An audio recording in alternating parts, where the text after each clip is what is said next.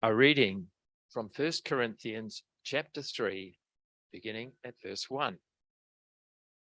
The church and its leaders, brothers and sisters, I could not address you as people who live by the Spirit, but as people who are still worldly, mere infants in Christ. I gave you milk, not solid food, for you're not yet ready for it. Indeed, you are still not ready. You are still worldly. For since there is jealousy and quarreling among you, are you not worldly? Are you not acting like mere humans? For when one says, I follow Paul, and another, I follow Apollos, are you not mere human beings? What, after all, is Apollos? And what is Paul? Only servants through whom you came to believe, as the Lord has assigned to each his task. I planted the seed, Apollos watered it, but God was making it grow. So neither the one who plants nor the one who waters is anything, but only God who makes things grow. The one who plants and the one who waters have one purpose, and they will each be rewarded according to their own labor. For we are co-workers in God's service. You are God's field, God's building. Hear what the Spirit is saying to the church. Whakarongo ki te kupu a te wairua ki te hahi. Kia mau tonu tana kupu kia tātou.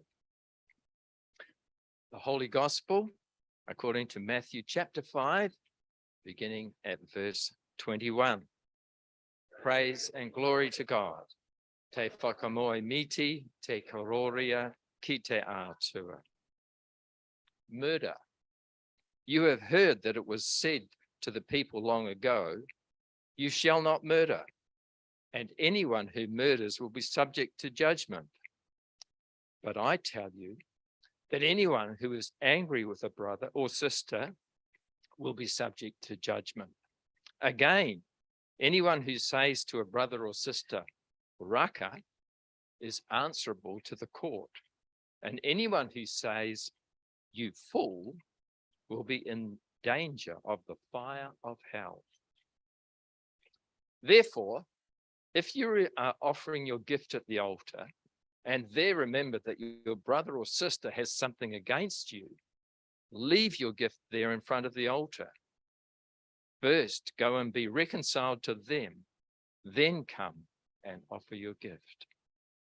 Settle matters quickly with your adversary who is taking you to court. Do it while you are still together on the way, or your adversary may hand you over to the judge, and the judge may hand you over to the officer, and you may be thrown into prison. Truly, I tell you, you will not get out until you have paid the last penny.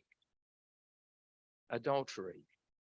You have heard that it was said, you shall not commit adultery. But I tell you that anyone who looks at a woman lustfully has already committed adultery with her in his heart. If your right eye causes you to stumble, gouge it out and throw it away. It is better for you to lose one part of your body than for your whole body to be thrown into hell. If your right hand causes you to stumble, cut it off and throw it away. It's better for you to lose one part of your body than for your whole body to go into hell. It has been said, anyone who divorces his wife must give her a certificate of divorce. But I tell you that anyone who divorces his wife, except for sexual immorality, makes her the victim of adultery. And anyone who marries a divorced woman commits adultery. Again, you have heard that it was said to the people long ago, do not break your oath, but fulfill to the Lord the vows you have made. But I tell you, do not swear an oath at all, either by heaven for it is God's throne, or by the earth, for it is his footstool, or by Jerusalem, for it is the city of the great king. And do not swear by your head, for you cannot make even one hair white or black. All you need to say is simply yes or no. Anything beyond this comes from the evil one. This is the gospel of Christ. Te rongapai tēnei a te karaiti. Praise to Christ the Word. Whakamoe miti tia ia te kupu mana.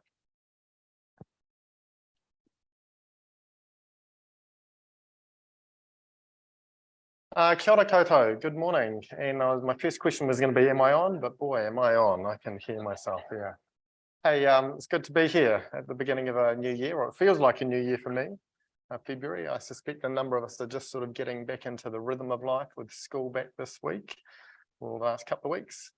So we're continuing here on the series on Sermon on the Mount. Steve's just whispered in my ear, he said, oh gee, you've got a tough gig, don't you? Murder and adultery. And then we will maybe touch on this, but actually I want to look a little bit bigger at this picture here, and I want to pick up on a little bit on what Mark talked about the purpose of the sermon. First century context here, Jesus is a Jewish rabbi, and he's interpreting the law. So he begins here by saying, you have heard it said. Those who are standing around him are used to hearing the law being interpreted. And so he's saying, hey, this is what you've heard it said, but then he's offering his own interpretation on it. And his interpretation here is radical. The word radical comes from the Latin word meaning the roots of something. And what Jesus is doing here is he's not sort of finding the loopholes and the extrications of ways we can slip around the law, but rather he's digging down to reveal the true roots, the intention or the spirit of the law. And so in those two examples there within, or the three within that passage there, he talks about murder, and he says murder in one sense is not, he wants people to think here that murder is not the action of murder, but actually what he wants to think about is the intentions, the attitudes that lead to that action. The sense of dehumanizing and treating the other as no longer a person who is worthy of one's respect. And he says, actually the issue here is the murder flows from the beginning origins of that, which is instead of saying, I am my brother's keeper, of saying, you fool. That's the seeds of that murderous act. The fact that you have begun to understand that other person as a fool.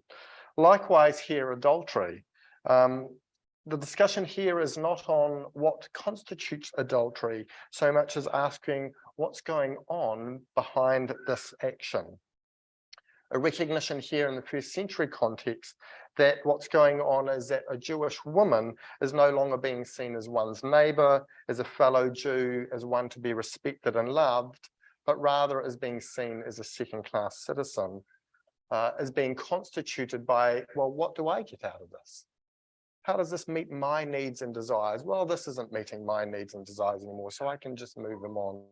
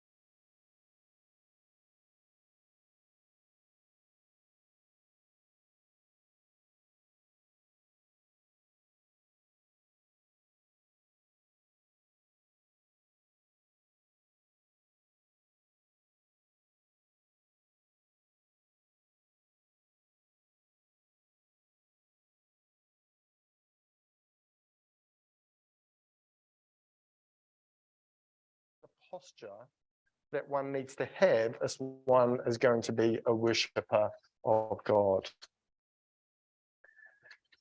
Some suggest, therefore, that what's going on here is that Jesus is less an interpreter of the law than a moral perfectionist. That is, he is calling people to some form of moral perfection. Theologically, to church history, therefore, there's been two ways of interpreting this passage or of emphasizing this passage, or you could say two types. When we speak about typologies, you often you paint them as really black and white, so they become really obvious caricatures. And so I'm going to suggest to you that there's two types of way of reading this, recognizing here that this is not nuance, this is just holding up two things to contrast them. First is that through church history, what's tended to happen is that we've spoken about this passage, the Sermon on the Mount, as Jesus is drawing attention to our intentions and our attitudes that lie behind our ethical actions. And that in doing so, therefore, what he does is he draws attention to our own sinfulness. Because actually, deep down, our intentions are never pure. And so some commentators suggest that therefore what's going on is the Sermon on the Mount essentially is an impossible ideal. Therefore, Jesus is painting this impossible ideal about the ways in which we are meant to live. And that because it's an impossible ideal, therefore this throws us again back upon the grace of God, that we recognize our own brokenness and then we approach God by the grace of Jesus Christ and ask for his mercy. So that is type 1. Type 2 says, no, this is a sermon, this is an ethical manifesto. It's about the way in which we live our lives. And so therefore, Jesus is calling his followers to say, this is the way you should live. This is the way your ethics should be lived out. You are called to live in this way because this is a countercultural way of living in contrast to the world. Okay, so those two different typologies.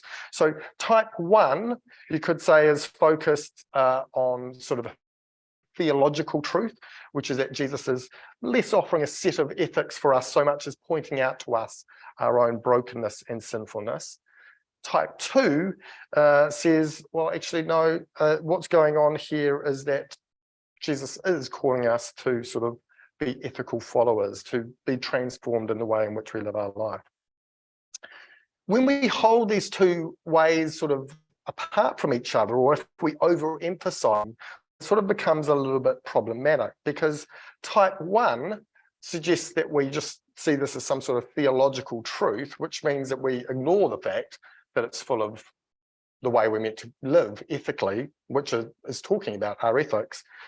But if we talk primarily about it as this ethical set of instructions about how we live, we seem to downplay the fact here that the person who's interpreting the law is not just an ethical rule giver, but is actually Jesus, God, man, come in flesh, not just the interpreter of law, but the embodiment of the law.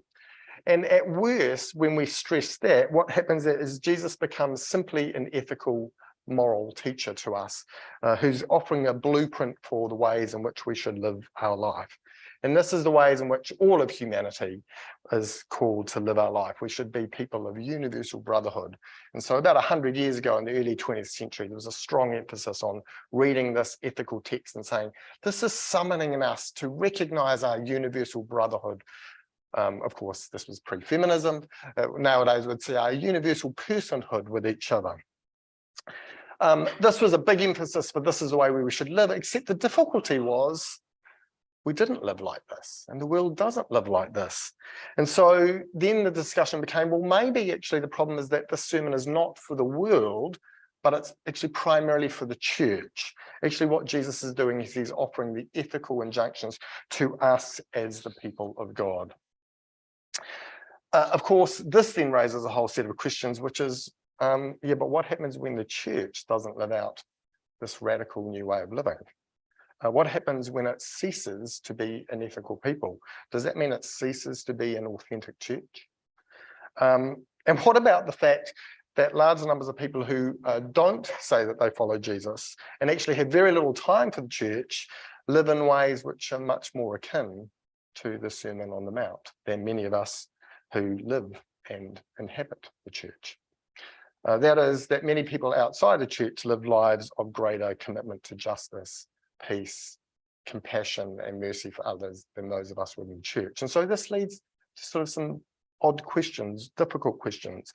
Type 1, by seeing this text only as theological truth, tends to talk about the continuity between the church and the world, recognizing here that the sermon draws us back to our own brokenness and therefore calls us to put ourselves before God for his mercy. Type 2, big strong emphasis here on ethics, tends to see a discontinuity between the church and the world and says, actually, the church is meant to be radically different from the world. You're meant to live as a sort of this radical different community to sort of the broken, sinful world, except we're also broken, sinful people.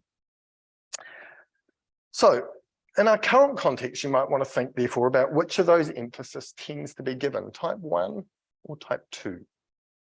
What's our current moment? Which of those do you think gets more airplay? Type 2? Yep, that'd be my reading at the moment. We're going through a period, both I think within the church, but within broader society, with a strong emphasis on our ethical behaviour. Some suggest that we're moving into a period of sort of moral puritanism. There's a sense in which we all now want to watch and observe each other and determine whether people are living ethical lives. Ecological awareness, am I living a green enough life? Awareness of our sins of colonization, of racism, of my treatment of minorities within society, whether it be women, disabled, or those of different sexual orientation. All these questions are constantly going on, which is, yeah, but are you on that side or are you not on that side? Are you living an ethical life or are you not living an ethical life? Do I need to call you out on that behavior? That was totally homophobic. That's totally inappropriate. Except it's probably going to be a lot more damning than just sort of calling out. It's probably going to be much more abrasive. Arguably, perhaps for a greater time maybe than previous in human existence, we're living in this time where there's a sense in which this Christian ideal of calling, or a Judeo-Christian understanding of calling people to an ethical life, has actually been taken on by society, but it's kind of now on steroids. It's like, oh my goodness. And we used to think that we were judgmental, the church. Holy smoke, this is difficult living in this context. And so we talk about the church living as a countercultural reality, and yet the reality is now we live in this world where actually this is the norm. This is the sea that we live and work and breathe in. I want us to therefore just briefly think therefore about what the sort of the difficulties of this are. I want to suggest here that this is a text that reminds us again as people of God that we are people of integrity. We are meant to walk the talk. But by an overemphasis on type 2, it does also lead to some difficulties. That is, the overwhelming emphasis tends to become on our ethical actions. We start discussing and thinking about the ways in which we act. The emphasis is on our behavior. And so there is an irony that takes place here, which is the Sermon on the Mount, which is about the law and about the fact that we can't live by the law, now becomes a new law that we have to live and be held to. And rather than the text drawing us back to discussing our attitudes and our postures, we then have to discuss, but is my behavior in this situation appropriate or inappropriate? The sermon here is meant to draw our attention to the roots that are underneath the tree, but we're looking at the branches on the tree, you could say. And so the evidence of one's righteousness, or our radical desire to follow Jesus, therefore, becomes a set of activities that we think should be exhibited by those who are following Jesus. The sign that we are a real spirit-filled countercultural community or Christian is going to be outworked in a certain set of behaviours. But of course, those behaviours and those expectations change over time and in different cultural contexts. So you might want to think about your own lifetimes. I'm thinking about my own lifetime. The first example maybe is slightly before my time, but some of you will remember growing up where to be an ethical person living a good ethical life, one attended church every Sunday, you didn't drink, you didn't smoke, you didn't play cards, and you absolutely didn't dance. Some of you think, oh, yep, that sounds like what appropriate Christian behavior was, particularly for young people. And then later on, maybe the appropriate Christian behavior, the way in which we exhibited our radicalness for Jesus, was the fact that we sang choruses rather than hymns, that we spoke in tongues, and that we headed overseas for mission, that we gave up our lives to head overseas for mission. Today, what is the exhibit that we're living radical lives? It might be that we live in intentional community, that we give up our vocational careers to do real ministry, that we drive electric cars, that we drink fair trade coffee, that we only purchase secondhand clothes from Salvation Army, that we don't use single-use plastic, that we use only gender-neutral language for God, and that we shun comfort and security.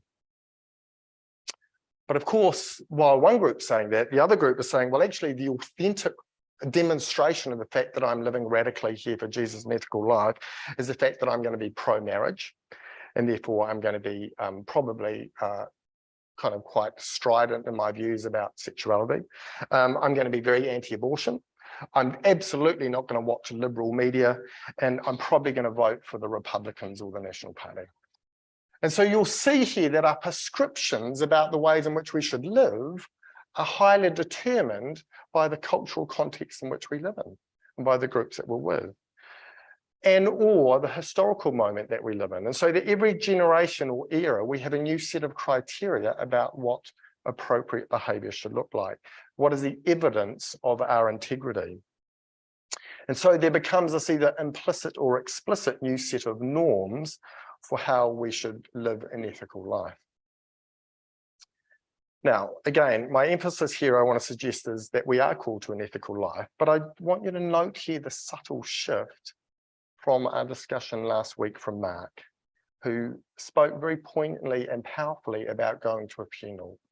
And at the end of that funeral, what struck him was not the ethical outworkings of this person's life, though that works out, but fundamentally about love, about the fact that there was this deep well and nourishment of love, which had then flowed out into a range of actions and ways of treating people. So my suggestion here is not that we're called to lives of justice, mercy, and peace and love, but just noting the ways in which we can then sometimes become obsessed with the ways in which that is characterized. Noting here, therefore, that throughout church history, there has been divergence and expressions of different ways of living this radical obedience. And we see this right from the very origins of Christianity. So that passage from 1 Corinthians 3 that was read out to us by Ian, right from the beginning here, the Church of Corinth is beginning to split around who is with who. We hang out with Paul, we follow Paul, well, we follow Apollos. Well, we like Paul because Paul's into this. Yeah, well, we like Apollos because Apollos is into this. And so right from the start here, you have the church is beginning to galvanize itself around strong personalities, people who are part of their tradition. And I can imagine that what's going on here is a discussion around who is the more radical or who is the more authentic. So I want to stress here again, don't get me wrong, we are called, I think, as the people of God to live people of lives of justice, mercy, and compassion. But to recognize here that the fundamental thing that's going on in the sermon is calling us again back to our posture and our attitudes that drive that transformation. So some problems, therefore, with this, I suggest overemphasis within our current culture on the outworkings or the ethical demonstration, and in particular for us as a church. The first is that, and I've touched on these, the first is that it's somewhat hubristic. The word hubris is foolish, the idea that we think beyond ourselves. And this idea here, therefore, that the church is going to become the social agent of transformation within our society. The idea that the raison d'etre, the reason for the existence of the church, is to be a social transformation movement. And that if we simply just as the church lived out our ethics in radical ways, that will bring transformation. In particular, a transformation of a certain socio-political cultural agenda. And I want to say, that's a little bit foolish. The second thing I want to suggest, that's why this is problematic, is the idea is to recognize that the church is never pure.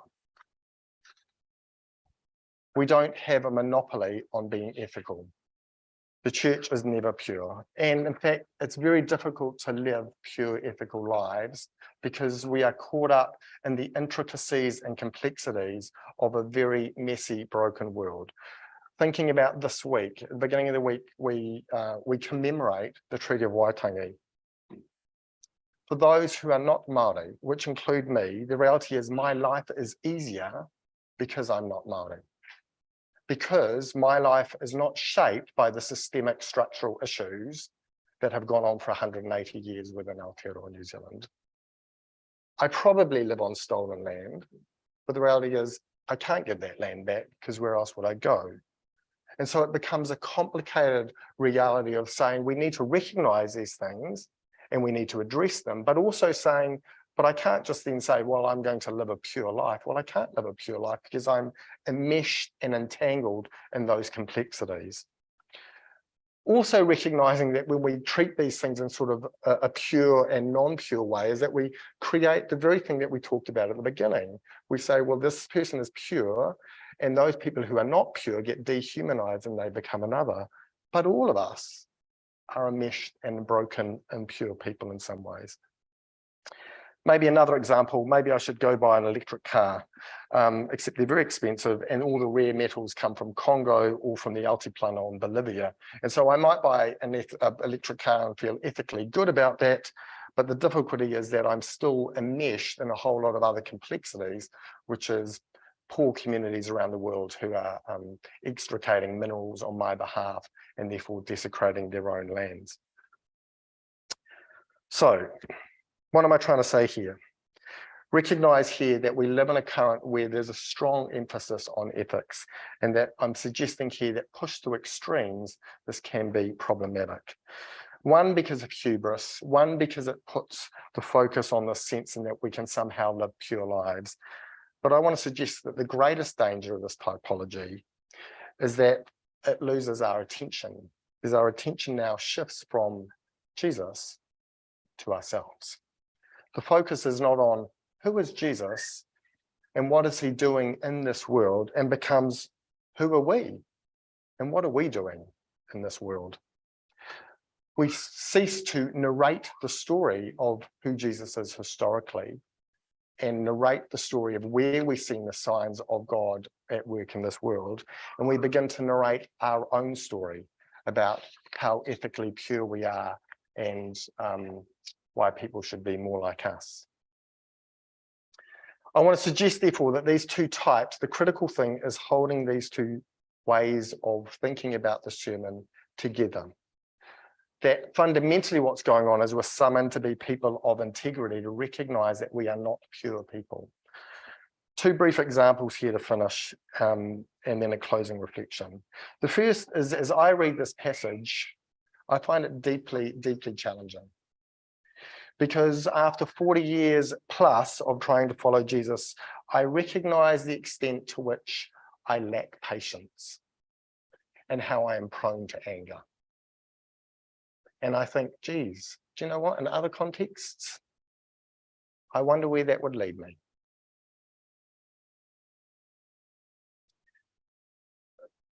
The second reflection here is the story of Lash.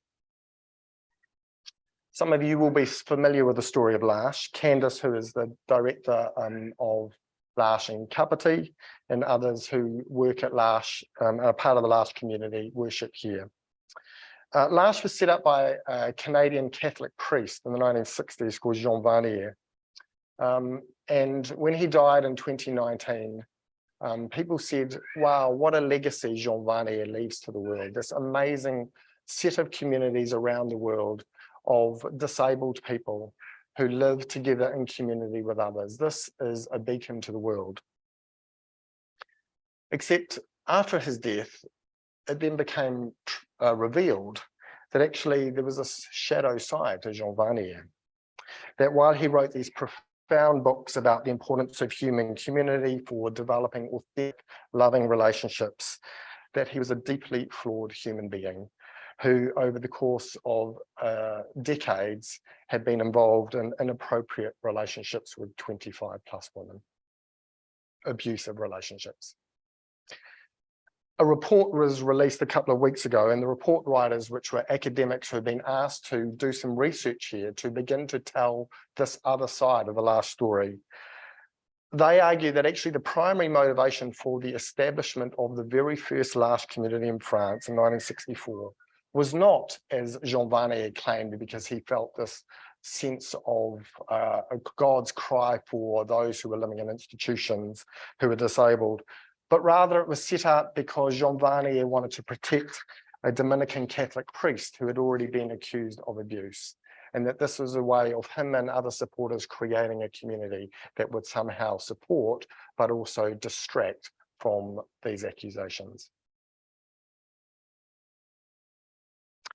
So the story of this profound, pure, ethical Christian leader has, since his death, been exposed as anything but. And yet what is most powerful about this story, what is most profound, is that in the shocking and terrible reality is that Christ's light has still shone. Because despite the impurity and brokenness of Jean Vanier, L'Arche has flourished around the world. There are now 150 communities in 35 countries, and the report overwhelmingly says what took place here with this inner sanctum of people was confined to this inner sanctum. And actually, this profound thing called L'Arche seems to have somehow been insulated or inoculated. Love has somehow inoculated itself from this evil that was at the heart of this inner group.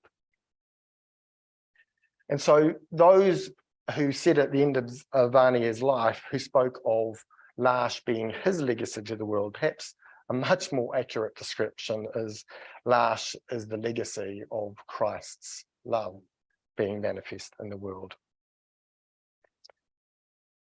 What I'm trying to suggest here, therefore, is that even in our impurity and our inability to live ethical lives, we're called to that, and yet somehow God is still at work in our brokenness when we come before him.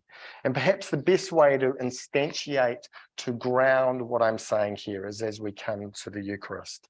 We come to a table which is both very human elements, but is also a divine feast. In the Middle Ages, there was great controversy about what makes the sacraments effective realities of grace. How are these instruments of grace for us? And some said, we have to therefore raise questions about the purity of the priest. Is the person who's administering those sacraments living an ethical life? Or is it the purity of the elements themselves? That is, can one eat bread and wine that has been grown and harvested by slaves? Or is it the purity of the ritual? That is, if we follow the appropriate conventions for the way in which we undertake Eucharist, does that make it pure as therefore a giver of grace? Or is it the purity, integrity of those of us who are coming to receive it? Does that make it effective? And the church said, no, the effectiveness of the sacraments is found not in the priest, not in the elements, not in the ritual, not in the participants, but because this is Christ's table.